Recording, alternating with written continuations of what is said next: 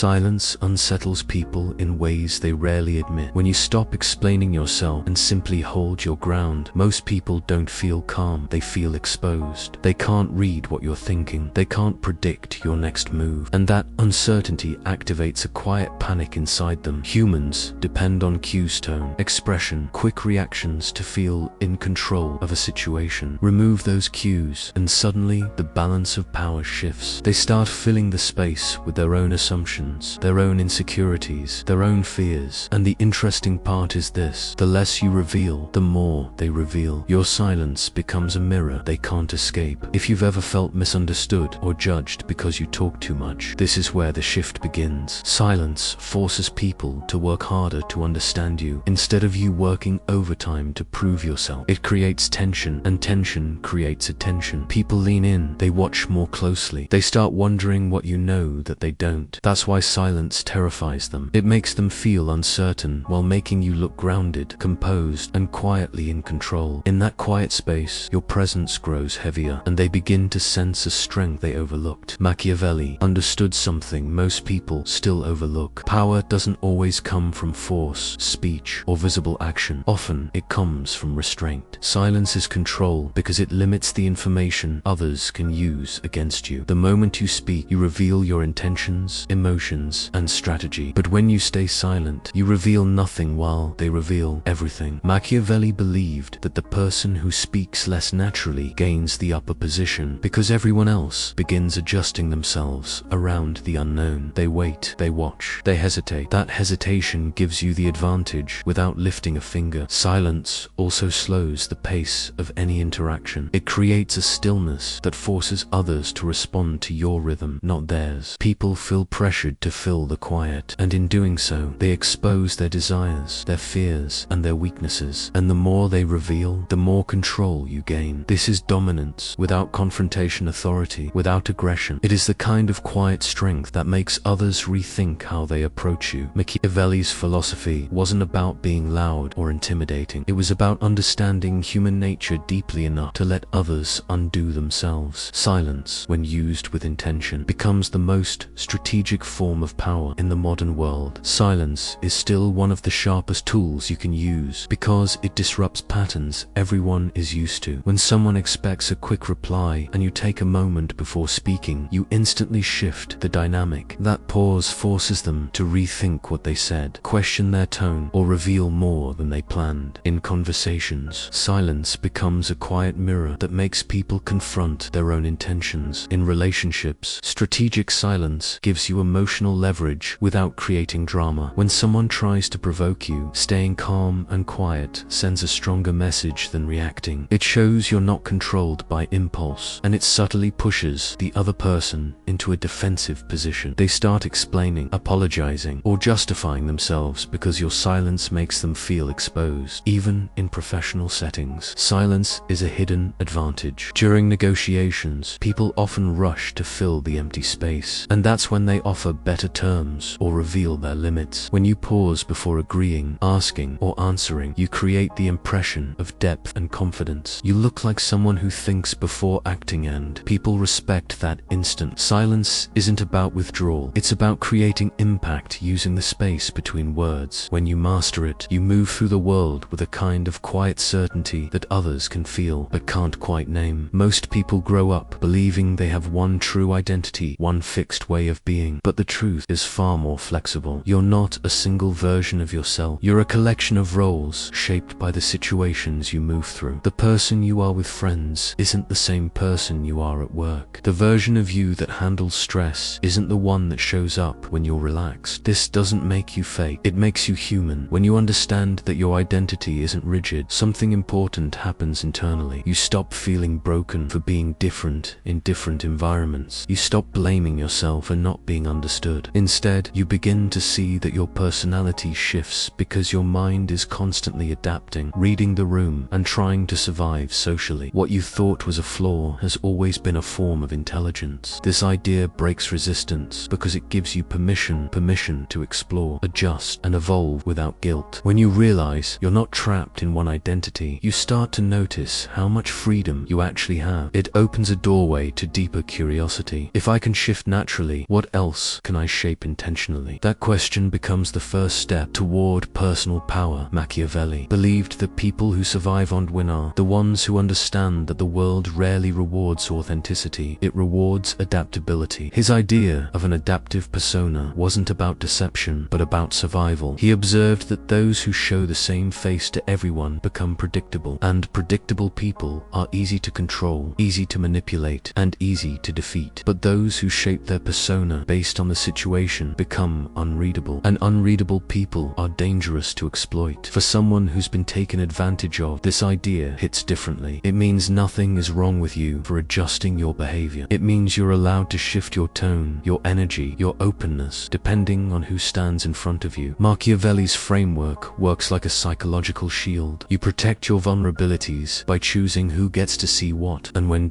instead of giving everyone the same access. You learn to observe first, respond second. You learn to match what the moment demands, instead of forcing your natural default. This controlled adaptability becomes a form of power, subtle, quiet, and deeply strategic. And once you apply it, people stop seeing you as someone easy to read and start treating you as someone impossible to play. Most people move through the world with one fixed way of speaking, reacting, and presenting themselves. They wonder why certain rooms make them feel invisible, while others drain their energy. The moment you understand adaptive personas, that confusion disappears. In today's world, shifting your persona isn't manipulation, it's navigation. It's the same skill that helps you survive workplace politics, communicate better in relationships, and avoid being underestimated in social settings. In a competitive environment, being rigid makes you break, but being adaptive makes you rise. When you learn to read the emotional temperature of a conversation and match your tone accordingly, you instantly gain an advantage. When you sense someone trying to dominate you and respond with calm, minimal expression, you shift the dynamic without creating conflict. When you meet someone who values confidence, you dial up your clarity and posture. When you meet someone who opens up through warmth, you soften your voice and pace. Every adjustment becomes a micro-strategist, small enough to feel natural, powerful enough to influence outcomes. People begin to sense that you just get it, even though what you're doing is intentional. This is how modern dominance looks: subtle, fluid, and impossible for others to decode. Attachment feels harmless at first, like caring, loyalty, or emotional investment. But for emotionally reactive people, attachment becomes a trap long before they realize it. The moment you care too much about someone's approval, attention, or validation, they gain quiet power over you. Your mood shifts with their tone. Your confidence drops when they pull away. Your decisions start bending around what you fear losing, and deep down you know it. This creates internal conflict. Part of you wants to hold on, but another part feels the weight of depending on someone else's behavior to feel stable. That tension is what keeps people stuck, pulled between desire and self-protection. The truth is, attachment isn't just emotional, it's psychological leverage, and not in your favor. When you show someone that losing them would break you, they don't need to hurt you to control you. Your fear does the work for them. Machiavelli understood that whoever needs less holds more power. But here's where curiosity begins. What would change if your sense of stability didn't rely on anyone? What if you could care without clinging, detach without becoming cold? That space, calm, steady, unbothered, is where real strength quietly starts to grow. To Machiavelli, power never belonged to the person who loved the most or cared the deepest. It belonged to the one who could step back while everyone else stayed emotionally entangled. Detachment, in his view, wasn't coldness, it was clarity. When you pull your feelings out of a situation, even slightly, the entire landscape becomes easier to read. People's motives, hidden agendas, and emotional strategies become visible in ways they never were before. Machiavelli believed that humans act out of fear, desire, insecurity, and self-interest, and the person who remains detached can see these patterns without being swallowed by them. You stop reacting to what people want you to feel and start noticing what they're actually doing. This shift alone changes everything. You move from being controlled by circumstances to quietly directing them. He also understood that detachment doesn't weaken relationships, stabilizes them. When you aren't desperate for someone's approval, they treat you with more respect. When you don't chase, people lean in. When you stop fearing loss, you stop being manipulated. The worldview shift is simple but life-altering. The less you cling, the more power you hold. Detachment isn't distancing yourself from life. It's stepping into the position where you finally see it clearly. Modern strategic detachment detachment isn't about disappearing, going cold, or pretending not to care. It's about creating a psychological buffering of space between you and the situation for your emotions to stop dictating your behavior. In today's world, this becomes a quiet advantage. Almost no one notices, but everyone feels. When others react instantly, you pause. When they rush to defend themselves, you observe. When they need validation, you stay centered. That contrast alone makes you stand out. In relationships, strategic detachment prevents you from being pulled into emotional turbulence that isn't yours. You don't mirror someone's insecurity or match their intensity. Instead, you respond from a place of calm control. That stability makes people respect you more because they can sense you aren't moved by every shift in the room. Socially, it gives you a kind of superiority that isn't arrogant, it's grounded. You're the person who doesn't crumble under pressure, who doesn't beg for attention, who doesn't fall apart when someone pulls away. Others feel this difference, even if they can't explain it. They adjust themselves around your steadiness, not the other way around. Strategic detachment makes you someone who sees clearly, thinks cleanly, and moves deliberately. That combination is rare and quietly powerful. People reveal too much because they're trying to ease their own discomfort. Silence feels risky, so they fill it with explanations, confessions, and unnecessary details. But the moment you reveal everything, you give people a clear map of who you are, your fears, your patterns, your triggers, and once they have that map, they can navigate you effortlessly. That's why oversharing always leaves you feeling exposed, misunderstood, or taken for granted. You handed out information that wasn't earned. What most people don't realize is that uncertainty is power. When people can't fully read you, they pay closer attention. They analyze, they guess, they even respect you more because you're not giving them the emotional access they expect. The less they know, the more they want to know. That psychological pull is what makes mysterious. People feel naturally magnetic, but the core truth is simpler. People can't control what they don't understand. When you stop revealing everything, your thoughts, your intentions, your history, you create a barrier that protects your emotional space and your personal power. You become harder to manipulate, harder to predict, and harder to dismiss. And in a world full of noise, that quiet restraint becomes your strongest form of control. Machiavelli understood something most people never realize. Power doesn't come from what you show, it comes from what you withhold. When others see only a portion of your intentions, they're forced into a position of uncertainty. And uncertainty is where influence grows. Because the moment someone thinks they fully understand you, they start predicting you. And the moment they can predict you, they can control you. This is the asymmetry of information. You know more about them than they know about you. You observe, you listen, you calculate, while they unknowingly reveal their fears, motives, and weaknesses through casual conversation. And because they assume transparency is mutual, they never realize you're playing with hidden cards. Machiavelli believed that a leader who reveals too much loses leverage. A leader who reveals little forces others to adapt, adjust, and second-guess every move. That mental pressure gives you control without confrontation. You don't dominate through force. You dominate through obscurity. By keeping your intentions, emotions, and long-term strategy concealed, you become the unpredictable variable in every interaction. And the unpredictable person is always the most powerful one in the room because no one can prepare for what they can't see. Controlled exposure isn't about acting secretive. It's about revealing information with intention. Instead of telling people everything at once, you share just enough to guide their perception without handing them the full blueprint of who you are. For example, at work, you don't announce your long-term plans or frustrations. You let your actions speak quietly and strategically. This gives you freedom to move without resistance because no one knows your next step well enough to interfere in relationships. Controlled exposure means you don't reveal your emotional history in the first moments of connection. You let people earn access gradually. When someone has to work to understand you, they value you more and they behave more carefully around you. Socially, it means you don't advertise every win or every loss. You reveal your strengths subtly and your vulnerabilities selectively. This keeps people slightly curious, slightly cautious, and always attentive. The power of controlled exposure comes from balance. You're not cold. You're intentional. You're not distant. You're deliberate. And over time, people realize something quietly intimidating about you. They know only what you allow them to know. That subtle control of information makes you appear sharper, more disciplined, and almost impossible to manipulate. People become judged easily because they're transparent. Their emotions show instantly. Their thoughts spill out too quickly, and their reactions reveal more than they realize. But the moment you become harder to read, everything changes. When others can't decode you, they lose the ability to label you, predict you, or dismiss you. You step outside their mental categories and into a space they instinctively respect. Being unreadable forces people to take you seriously. They watch their tone, they reconsider their words, they try to guess what you're thinking, and that uncertainty gives you quiet power, because when someone can't place you, they have to treat you carefully. They don't know if you're offended, unbothered, analyzing them, or planning your next move. That ambiguity makes them behave with caution. People assume confidence comes from loudness, but true confidence comes from controlled presence. When your emotions stay contained and your intentions remain unknown, you create a psychological barrier, a boundary they can sense but can't cross. Being hard to read doesn't mean acting cold. It means choosing what you reveal. And when you reveal less, people project more. They fill the gaps with respect, with curiosity, and sometimes even with fear. Machiavelli never encouraged cruelty. He encouraged clarity. He believed that rigid morality often traps people in predictable behavior, making them easy to manipulate. But when your moral stance is selectively ambiguous, people can't use your values against you. They can't guilt you, pressure you, or corner you into emotional decisions. Ambiguous morality doesn't make you evil. It makes you untouchable. It means you're not bound by others' expectations of who you should be. You're not confined to labels like nice, soft, or harmless. Instead, people see you as someone who decides based on strategy, not social pressure. Machiavelli understood that when people know exactly where your moral lines are, they'll try to push you to the edge. But if those lines are flexible, if your choices depend on context rather than approval, people tread more carefully. They realize you won't always react the way they expect. This doesn't turn you into a villain. It turns you into someone who is guided by principles, but not controlled by them. Someone who thinks, weighs, and adapts. That balance creates a presence that feels powerful, calm, and quietly intimidating. The kind of person others respect without fully understanding why. Calmness is the foundation of power. When your emotions settle and your reactions slow down, people instinctively sense a shift. You feel less chaotic, less exposed, and more in control of your own internal world. That calmness becomes the first layer of mystery, the part that makes people wonder what's happening beneath the surface. But mystery alone isn't enough. To become truly unforgettable, you need unpredictability, not chaos, controlled unpredictability. It means you don't respond the same way every time. You don't argue when people expect you to. You don't reveal your thoughts when they try to provoke you. You move in ways that keep others slightly off balance, unsure of what you'll do next. This combination gives you a powerful presence. You become the type of person whose silence feels intentional, whose decisions feel deliberate, and whose energy feels unshakable. People start observing you instead of judging you. They become curious instead of critical. And as that curiosity grows, so does your influence, because the one people can't fully understand becomes the one they pay the closest attention to. Calm, mysterious, unpredictable. It's not an act, it's a transformation into someone who no longer needs external validation to feel powerful. Most people think influence means pushing, convincing, arguing, or trying to prove themselves. But real influence, the kind that gets people to listen, follow, or align with you, comes from a completely different energy. People naturally resist pressure, but they lean toward those who show calm certainty. When you stop trying to win approval, something strange happens. Others begin seeking yours. You become influential the moment you stop chasing reactions and start controlling your presence. Influence is emotional gravity. It works because people respond more to how you make them feel than to what you say. When you remain composed, measured, and deliberate, you create an atmosphere where your words seem heavier, your silence feels purposeful, and your boundaries appear non-negotiable. Those who feel ignored often overcompensate. They talk too fast, try too hard, explain too much. That signals low value. Influence without force flips the dynamic. You slow down, reduce your emotional output, and let other people reveal their intentions first. The moment you stop performing for the world becomes curious about you, and that curiosity is the first layer of leverage. Machiavelli understood something most people still miss. The person who speaks less holds more power. Silence is not the absence of communication, it's the creation of psychological space where others expose their desires, weaknesses, and motivations. Machiavelli believed leverage isn't built through confrontation. It is built by allowing people to fill in the blanks with their own assumptions. His method was simple: observe without reacting. Let people reveal themselves before you reveal anything. In politics, strategy, or everyday relationships, he believed every advantage comes from knowing more than you say and noticing more than you show. Silence becomes a filter. Those who rush to fill it expose their priorities, their insecurities, and their intentions. This silent leverage is powerful because it gives you time while the other person loses it. They speak impulsively. You choose deliberately. They reveal their hand. You keep yours hidden. Machiavelli didn't frame this as manipulation. It was survival. When you let others talk, you learn what they want. When you speak minimally, you control what they think you want. And that asymmetry creates influence without ever lifting a finger. Leverage in the modern world isn't dramatic. It's subtle, behavioral, and psychological, and you can use it anywhere without being unethical. In conversations, leverage means you don't react instantly. You pause. You absorb. You respond with intention. That alone makes people recalibrate around you because it signals you cannot be emotionally pushed or rushed at work. Leverage comes from controlled competence. You do your job silently, consistently, without bragging or broadcasting. This makes your contribution feel reliable but mysterious. People start depending on you while secretly wondering how you operate with such calm precision. Dependence creates leverage. In relationships, leverage is emotional stability. You don't chase, beg, justify, or over-explain. You treat connection as mutual, not owed. This doesn't make you cold, makes you respected. People value what they cannot easily sway, even in difficult situations. The rule is simple: stay calm, gives watch them react, gives choose your move last. Leverage is never loud. It is never dramatic. It shows up in your timing, your restraint, your ability to let others reveal themselves first. Once you master this, your presence alone becomes a form of power. Emotional intelligence isn't about being soft, calm, or overly understanding. It's about not letting your reactions decide your fate. Reactive people lose because the world can predict them. Predictability is vulnerability. When your feelings rise to the surface too quickly, others can steer, trigger, or redirect you without effort. Emotionally intelligent people lose less because they slow the entire game down. They understand that emotions are signals, not commands. They observe themselves the way a strategist observes a battlefield, identifying what is real, what is exaggerated, and what is merely ego pretending to be urgency. While others drown in impulses, they stay above the water. The real power of emotional intelligence is separation. You feel something, but you choose your move based on outcomes, not emotions. This makes you dangerous in a controlled way. You don't lash out, overshare, or give away leverage. You don't escalate situations that could be diffused. You don't break your own position because a feeling demanded attention. People who master their emotional responses aren't less human, they're simply less breakable. And the world respects people it cannot easily provoke. Machiavelli didn't care about temporary emotions, his own or anyone else's. He cared about outcome. To him, every situation boiled down to one question: does this move me closer to my goal, or does it weaken my position? This ruthless clarity is what allowed him to predict people's behavior with unnerving accuracy. He believed most people sabotage themselves because they choose emotional satisfaction over strategic advancement. They want to be right, express their feelings, or teach someone a lesson, even if it destroys the result they actually want. Machiavelli saw this as self-imposed blindness. When you prioritize emotions, you hand your power to impulse. When you prioritize outcomes, you take it back. Outcome obsession doesn't mean being cold. It means valuing long-term advantage over short-term relief. It means staying quiet when anger wants to explode. It means walking away when pride wants to stay and win. It means understanding that victory rarely comes from emotional release, but from emotional discipline. To Machiavelli, emotions were whether uncontrollable, temporary. Outcomes were structure built deliberately. When you adopt this mindset, you stop reacting to the moment and start shaping the future. You become outcome-oriented the moment you stop asking, "How do I feel right now?" and start asking, "What result do I want, and what action creates it?" This shift is immediate. It doesn't require perfection, just awareness. Before reacting, speaking, or deciding, pause for 3 seconds. That small delay breaks emotional momentum and gives you room to choose strategically.